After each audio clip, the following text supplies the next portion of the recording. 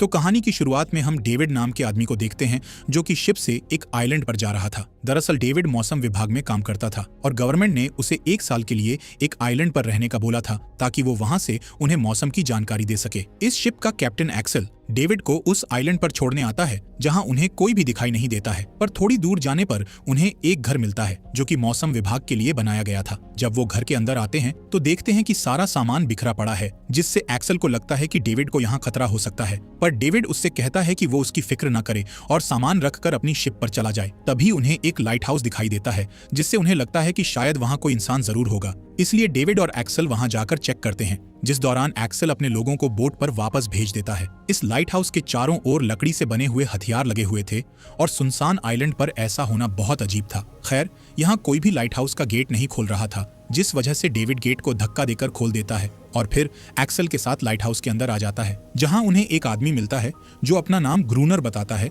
दरअसल वो यहाँ का केयरटेकर था। एक्सेल ग्रूनर को बताता है कि वो मौसम विभाग के ऑफिसर को बदल रहे हैं और अब उसकी जगह डेविड काम करेगा। जिसके बाद वो ग्रूनर से पुराने ऑफिसर के बारे में पूछता है, जिस पर वो बताता है कि पुराना ऑफिसर टाइपस नाम की बीमारी के कारण मर गया है। तब एक्सेल उससे ऑफिसर की डेड बॉडी दिखाने का कहता है, जिस पर ग्रूनर कहता है कि मैंने उसे आखिरी बार समुद्र में जाते हुए देखा था, जिसके बाद वो कभी लौट कर नहीं आया। ग्रूनर की बातें सुनकर एक्सेल को ठीक नहीं लग रहा था, इसलिए वो डेविड को अपने साथ वापस चलने का कहता है, लेकिन डेविड ने आइलैंड पर रुकने का मन बना लिया था, इसलिए वो एक्सेल को बोट पर छोड़ने आता है। तब एक्सेल डेविड को अपनी गन देता है ताकि वो खतरा आने पर उसका इस्तेमाल कर सके। इसके बाद डेविड घर में आकर अपना सामान सेट करने लगता है, जिस दौरान उसे पुराने ऑफिसर की एक डायरी मिलती है जिसमें ऑफिसर की वाइफ की फोटो भी थी। इस डायरी में आइलैंड के बारे में काफी जानकारियां थीं, साथ ही उसमें समुद्र में रहने वाले क्रीचर्स की ड्राइंग बनी हुई थी, पर डेविड उन पर ज्यादा ध्यान नहीं देता और सो जाता है। अगली सुबह डेविड मौसम की जानकारी लेने के लिए जब बाहर निकलता है तब उसे वहां एक सर्कल में शेल्स दिखाई देते हैं, जैसे किसी ने उन्हें डेकोरेट किया हो, पर डेविड उन पर ध्यान नहीं देता है और अपना काम करने लगता है। जिस दौरान वो अपने दूरबीन से ग्रूनर को देखता है तब उसे वहां ग्रूनर के अलावा कोई और भी नजर आता है, लेकिन पलक झपकते ही वो वहां से गायब हो जाता है। डेविड को लगता है कि शायद ये उसकी आंखों का धोखा है, इसीलिए वो अपने घर आ जाता है, जहां रात होने पर उसे अपने घर के बाहर कुछ हलचल सुनाई देती है। पहले तो डेविड को लगता है कि वहां ग्रूनर होगा, पर जब वो गेट के पास जाता है तो उसे किसी जानवर की आवाज सुनाई देती है जो कि गेट खोलने की कोशिश कर रहा था। साथ ही उसे घर के चारों तरफ से अजीब आवाजें सुनाई दे रही थी, इसलिए डेविड जल्दी से बेसमेंट में जाकर छिप जाता है और एक दरार से बाहर देखने लगता है। तब एक क्रीचर उसके घर में घुस आता है। ये वही क्रीचर था जिसे डेविड ने उस डायरी में देखा था। इसी बीच एक क्रीचर दरार से डेविड को देखने लगता है, जिससे डेविड डर जाता है और चाकू से उस क्रीचर की आंख फोड़ देता है, जिससे वो क्रीचर वहां से भाग जाता है। अगली सुबह डेविड बेसमेंट से बाहर आता है और रेत पर उन क्रीचर्स के निशान देखता है जो कि समुद्र की ओर जा रहे थे। इससे एक बात तो क्लियर थी कि ये क्रीचर्स सिर्फ रात को ही बाहर आते हैं। खैर, इसके बाद डेविड ग्रूनर के पास जाता है और चिल्लाकर उसे गेट खोलने का कहता है। तब ग्रूनर गुस्से में उसके ऊपर पानी फेंक देता है और कहता है कि तुम्हें यहाँ आना ही नहीं चाहिए था। अब निराश डेविड घर आकर लकड़ियों से कुछ हथियार बनाता है और घर के चारों तरफ गड्ढा खोदकर उसमें लकड़ियां, बुक्स और पेट्रोल डाल देता है ताकि रात में जब वो क्रीचर्स आएं तो वो उनसे बच सके। साथ ही वो अपनी गन को भी लोड कर लेता है और रात होने पर क्रीचर्स का इंतजार करने लगता है। थोड़ी देर बाद उसे क्रीचर्स की आवाज सुनाई देती है और तभी विंडो से क्रीचर्स अंदर आने लगते हैं। ये देख डेविड उन्हें शूट करने लगता है, पर उसकी गोलियां खत्म हो जाती हैं, इसलिए वो जल्दी से घर के बाहर बने गड्ढे में आग लगा देता है, जिससे घर के चारों तरफ आग फैल जाती है और सारे क्रीचर्स डर कर भाग जाते हैं। लेकिन ये आग घर में भी फैल जाती है, इसलिए डेविड अपनी जान बचाकर घर से बाहर आ जाता है, जिससे उसका हाथ भी जल जाता है। वो एक पत्थर के पीछे छिप जाता है। तभी वहां बारिश होने लगती है और उसे बाहर ही रात काटनी पड़ती है। अगली सुबह डेविड देखता है कि आग के कारण उसका बहुत नुकसान हो गया है और अब वो उस घर में नहीं रुक सकता, इसलिए वो ग्रूनर के पास जाता है और देखता है कि ग्रूनर समुद्र की ओर जा रहा है। डेविड उसका पीछा करता है, जिस दौरान एक समुद्री क्रीचर उस पर हमला कर देती है, पर डेविड अपने आप को बचाकर उस क्रीचर पर गन पॉइंट कर देता है। तभी ग्रूनर वहां आ जाता है और डेविड पर गन पॉइंट करके उसे क्रीचर को छोड़ने का कहता है। जिसके बाद ग्रूनर डेविड को बताता है कि ये क्रीचर तुम्हें नुकसान नहीं पहुंचाएगी क्योंकि ये मेरे साथ रहती है। साथ ही वो डेविड को अपने साथ लाइट हाउस में रखने के लिए मान जाता है। इसके बदले वो डेविड से एक सौदा करता है कि डेविड अपने पास रखी सभी चीजें जैसे खाना, शराब, तंबाकू और गोलियां उसे दे देगा, जिस पर डेविड मान जाता है और फिर दोनों घर से सामान उठाकर लाइट हाउस में ले आते हैं, जहां डेविड आराम से सो जाता है और जब उसकी आंख खुलती है तो वो देखता है कि क्रीचर उसका जला हुआ हाथ चाट रही है, जिससे वो डर जाता है। तभी वो देखता है कि क्रीचर के चाटने से उसका हाथ जल्दी ठीक हो रहा है। यहाँ डेविड ग्रूनर से पूछता है कि आखिर ये क्रीचर तुम्हारे पास कैसे आई और तुम्हारी हर एक बात क्यों मानती है। जिस पर ग्रूनर बताता है कि मैंने इसकी जान बचाई थी, तब से ही ये मुझे अपना मालिक समझती है और मुझे छोड़कर नहीं जाती है। ग्रूनर इस क्रीचर के साथ बहुत बुरा बर्ताव करता था, साथ ही वो इसके साथ हैंगआउट भी होता था। एक बार इस क्रीचर ने ग्रूनर को काटा भी था, जिस वजह से उसने क्रीचर को बहुत पीटा। तब से ही वो उसे कोई नुकसान नहीं पहुंचाती। यहाँ हमें समझ आता है कि जो क्रीचर्स लाइट हाउस पर हमला करने आते हैं वो असल में अपनी साथी को वापस लेने के लिए आते थे, लेकिन ग्रूनर उन्हें मारकर भगा देता था क्योंकि वो नहीं चाहता कि उसकी ये गुलाम क्रीचर उसे छोड़कर जाए। यहाँ ग्रूनर डेविड को लाइट हाउस का ऊपरी हिस्सा दिखाता है। तब डेविड उससे पूछता है कि जब कैप्टन एक्सेल यहाँ आए थे तब तुम उनके साथ वापस जा सकते थे, जिस पर ग्रूनर कहता है कि ये मेरी दुनिया है और मैं यहाँ का राजा हूँ, यहाँ मैं अपनी मर्जी से जीता हूँ और मुझे रोकने वाला कोई नहीं है, इसलिए मैं यहाँ से कहीं नहीं जाऊंगा। जिस पर डेविड कहता है कि मैं यहाँ नहीं रुक सकता, जैसे ही मुझे कोई शिप नजर आएगी मैं उन्हें सिग्नल दे दूंगा। इसी शाम वो क्रीचर डेविड के पास आती है।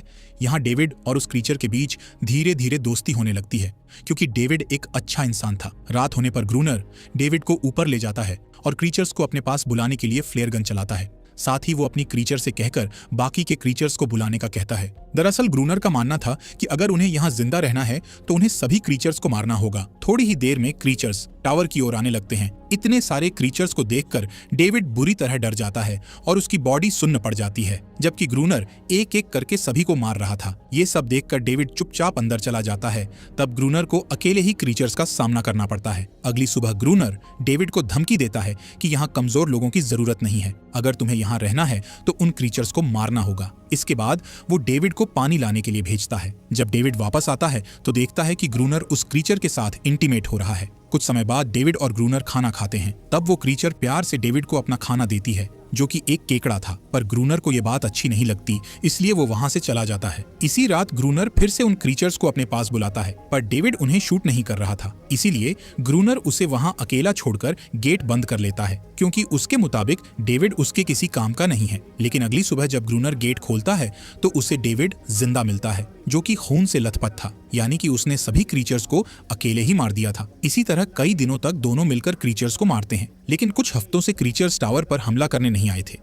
एक दिन डेविड ग्रूनर से पूछता है कि आखिर ये क्रीचर अपने ही लोगों को यहाँ मरने के लिए क्यों बुलाती है, जिस पर ग्रूनर उल्टा जवाब देते हुए कहता है कि हम क्रीचर्स की नजर में शिकारी हैं, इसीलिए वो हम पर हमला करने आते हैं। इसी तरह कुछ दिन और बीत जाते हैं। यहाँ दोनों रात होने पर बारी बारी से पहरा दिया करते थे। साथ ही ग्रूनर रोज उस क्रीचर के साथ जबरदस्ती करता था, लेकिन डेविड उसकी कोई मदद नहीं कर सकता था। एक दिन डेविड उस क्रीचर को नहाते हुए देखता है, तब वो उसके पास जाकर उसकी स्किन को छूता है, जो कि बहुत ठंडी थी। यहाँ डेविड उस क्रीचर को एनेरिस नाम से बुलाता है, जिसका मतलब जलपरी होता है। ये सब ग्रूनर दूर से देख रहा था, पर उसे डेविड की जरूरत थी, इसलिए वो उससे कुछ नहीं कहता। इसी रात ग्रूनर और डेविड चेस खेलते हैं, जिसमें डेविड उसे हरा देता है। तब ग्रूनर गुस्से में आकर अपनी गन उठा लेता है। डेविड उसे समझाता है कि ये बस एक गेम था, पर फिर भी ग्रूनर गन चला देता है, लेकिन ये गोली उसने डेविड पर नहीं बल्कि हमला करने वाले क्रीचर को मारी थी। दरअसल दोनों ने आज पहरा नहीं दिया था। इस बात का फायदा उठाकर क्रीचर्स ने उन पर हमला कर दिया था। इस बार क्रीचर्स बहुत ही ज्यादा थे, जिन्हें संभाल पाना बहुत मुश्किल था, इसलिए ग्रूनर और डेविड छिपने के लिए लाइट कैबिन में घुसते हैं, जिस दौरान एक क्रीचर ग्रूनर के पैर पर हमला करके उसे घायल कर देता है। यहाँ दोनों बैठ जाते हैं और अपनी मौत का इंतजार करते हैं, क्योंकि उनके पास कोई दूसरा रास्ता नहीं था। लेकिन तभी सुबह हो जाती है, जिससे सभी क्रीचर्स समुद्र में चले जाते हैं। इस वजह से उनकी जान बच जाती है। इसके बाद एनेरिस ग्रूनर के घाव को चाटकर ठीक करती है। तब डेविड ग्रूनर से कहता है कि अब हम उनके एक भी हमले को नहीं झेल पाएंगे, क्योंकि हमारा राशन और गोलियां खत्म हो रही हैं। कुछ दिनों बाद डेविड को एक लॉकेट दिखाई देता है, जो कि किसी ने क्रीचर की कब्र पर रखा था। इसी बीच उसे एक शिप नजर आती है, इसलिए वो जल्दी से फ्लेयर गन लाकर उसे चलाने लगता है। तब ग्रूनर उस पर हमला करके उसे गन चलाने से रोक लेता है, क्योंकि वो नहीं चाहता था कि डेविड उसे छोड़कर जाए। इसी दौरान एनेरिस डेविड को बचाने के लिए ग्रूनर पर हमला करने वाली होती है, इसलिए ग्रूनर डेविड से दूर हट जाता है और फिर बेल्ट निकालकर एनेरिस को सबक सिखाने का कहता है, लेकिन एनेरिस वहां से भाग जाती है। अगले दिन डेविड एनेरिस को टावर से बाहर जाते हुए देखता है, इसलिए वो उसका पीछा करके उसके पास जाता है और देखता है कि ग्रूनर ने उसे बुरी तरह पीटा है। डेविड को उसके लिए बहुत बुरा लगता है। तभी वो एनेरिस को हड्डी से बनी एक छोटी बोट दिखाता है, जिसे उसने बहुत मेहनत से बनाया था। इस बोट को देखकर एनेरिस डेविड को एक पुराने बोट के पास ले जाती है, जिसे देखकर डेविड खुश हो जाता है और ग्रूनर को इस बारे में बताता है, जिस पर ग्रूनर कहता है कि मैं पहले से ही इस बोट के बारे में जानता था। कुछ साल पहले यहाँ पोर्चुगीज लोगों की शिप तूफान की चपेट में आकर डूब गई थी। तब उस शिप के लोग बोट लेकर किनारे पर आए, लेकिन क्रीचर्स ने उन्हें मार डाला। साथ ही वो बताता है कि वो सभी इलीगल तरीके से डायनामाइट ले जा रहे थे। तब डेविड कहता है कि अगर हम उस शिप से डायनामाइट ले आएंगे तो एक ही बार में कई क्रीचर्स को ब्लास्ट करके मार सकते हैं, जिसके लिए ग्रूनर मना कर देता है। इसके बाद डेविड बोट को सही करता है। तभी उसे एनरिस की आवाज सुनाई देती है जो कि नहा रही थी। डेविड उसके पास जाकर उसके साथ नहाने लगता है, जिससे दोनों एक दूसरे के करीब आने लगते हैं। ये सब ग्रूनर भी देख लेता है। जब डेविड टावर में होता है तब ग्रूनर उसके पास आता है और कहता है कि मैंने अपना इरादा बदल लिया है, अब हम शिप के पास जाकर उससे डायनामाइट लेकर आएंगे। जिसके बाद दोनों शिप के पास जाते हैं, जहां डेविड मेटल डाइविंग सूट पहनकर समुद्र के अंदर जाता है और डायनामाइट ढूंढकर उन्हें बोट पर भेज देता है। इसी बीच डेविड के पास क्रीचर का एक बच्चा आता है, लेकिन वो उसे कुछ नहीं करता और वहां से चला जाता है। यहाँ डेविड भी किसी तरह सूट निकालकर बोट पर वापस आ जाता है। अब दोनों सामान लेकर टावर में आ जाते हैं, जहां चेक करने पर उन्हें एक बॉक्स में सही डायनामाइट मिल जाते हैं जो कि पानी में गीले नहीं हुए थे। इसके बाद ग्रूनर और डेविड टावर के चारों तरफ डायनामाइट लगा देते हैं और रात में उन क्रीचर्स का इंतजार करते हैं। पर इस रात क्रीचर्स नहीं आए थे। इस आइलैंड पर सर्दी बढ़ने लगती है, जिस वजह से यहाँ बर्फ गिर रही थी, लेकिन फिर भी ग्रूनर पहरा देता है ताकि वो जल्द से जल्द सभी क्रीचर्स को मार सके। एक दिन डेविड उसे टावर के अंदर चलने का कहता है, क्योंकि ठंड के कारण ग्रूनर की हालत बहुत खराब हो गई थी। यहाँ दोनों कॉफी पीते हैं, जिस दौरान ग्रूनर एनेरिस को पीटने लगता है।